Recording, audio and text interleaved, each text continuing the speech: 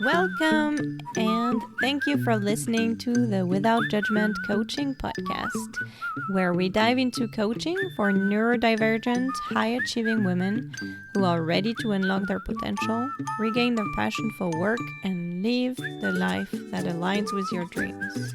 I am Virginie, your host. I'm a life and career coach, and I believe that your career should be more than just a paycheck. In my business, I help my clients who suffer from chronic stress and who feel on the verge of burnout make strong decisions so they can lead the lives they want. Often, it seems like they've got it all on the surface, and yet, inside of them, there is this nagging little voice saying it's not enough. I'm here to share with you all the tips and tools that I've gathered over the years to help you see that you're not alone and that you can be in charge of what's going on in your brain. Tell yourself a different story to change the way you feel and show up in the world. It all starts with our thoughts. And that's good news, because you can choose what you think on purpose. You can decide what you don't want to believe when it doesn't serve you.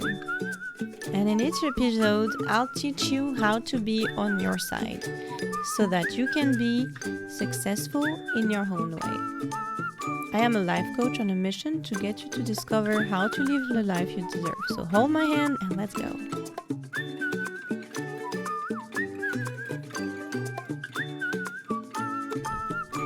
Hello everyone, and welcome to another episode 22 of Without Judgment. As I'm laying down on the floor in my bathroom to record this episode while on my day 4 of COVID, in a house that's now 84 degrees, I want to talk to you about pleasure at work. On this last day of the month of May, there is a saying I love and wanted to share with you, even if it's just for a last couple of hours of the month. I think you can take it into June, as I'm going to talk more about our image, including how we feel in our bodies and how it affects us and our success, however we might define it. So here is the saying for the beautiful month of May in French: En mai, fais ce qu'il te plaît, which roughly translates as in May, do as you please. Originally talking about the weather and how one shall dress for it, it is interesting to me how the idea of pleasure can change our perspective on things. So let's dive into this topic that is crucial for sustaining our motivation and interest in our professional lives. How do we define pleasure and find pleasure in our work? Well, let's start by exploring what pleasure at work really means. Not that there is only one definition, but I'll give you mine. Pleasure isn't just about fleeting moments of happiness or satisfaction. It is deeper. It is that feeling of being really engaged, where time flies and you're deeply immersed in what you're doing. It's also described as a state of flow by some. And it's about finding joy and fulfillment in the tasks and the challenges that make up your workday. For some of my clients, I find especially that to be true with nonprofit leaders, pleasure might come from seeing the tangible impact of their efforts on the community. And for others who are maybe considering a career transition, it might be about discovering new passions or aligning work with personal values to see the impact of what they're doing every day. Now, why pleasure matters? Because it first helps sustain our motivation. When we find pleasure in our daily work, it is easier to stay motivated even during the tough times. And this is this intrinsic motivation that is powerful and keep us going when the external rewards are not enough. It also reduces burnout because pleasure acts as a buffer against the burnout. And when you're constantly engaged in the tasks that bring you joy, you're less likely to feel exhausted or even disillusioned by the work. Finally, it helps with our creativity and our productivity. When we enjoy what we do, we are more creative, we just are more willing to produce more. So our productivity is better. And you are also more likely to think outside of the box because you want to be innovative, you want to be a problem solver when you're really engaged with your work. So as an overall, why does it matter? It's really about your overall well-being at home and at work. When you feel like work is less of a chore and more an integral part of your life journey, you just thrive.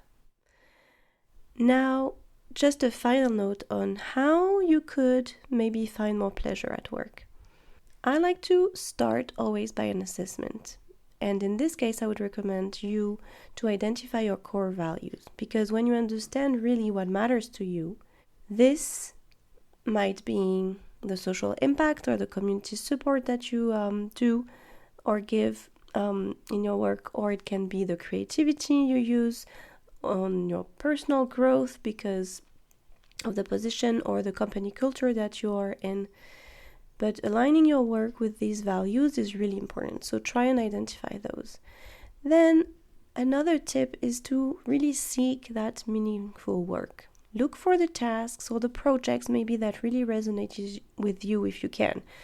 And that might mean taking on new challenges or even volunteering outside of work or at work on a specific project that might not be directly in your scope of work, but really aligns with your passion. Or if you're considering a career shift, it can also help you try some things out. See if you have the skills or if you need to build some. Then I would recommend that you cultivate a positive work environment. And by that I mean that it's not all on you, but try and find a place where you can surround yourself with supportive colleagues and mentors who uplift and inspire you, because that changes your all outcome at work and in your personal life as well. Then another little tip and things that we don't always think about is to incorporate joyful activities. For example, making time for the activities that bring joy to you. Even if they are not really in your direct work responsibilities, it can be a team building activity where you use those little joyful activities, or it can be on your lunch hour and connecting with people, in your team or outside even. Just be creative in that and identify those joyful activities for yourself. And then, as always, I want to invite you to reflect and adjust. See what's working, see what's not working so well, and repeat.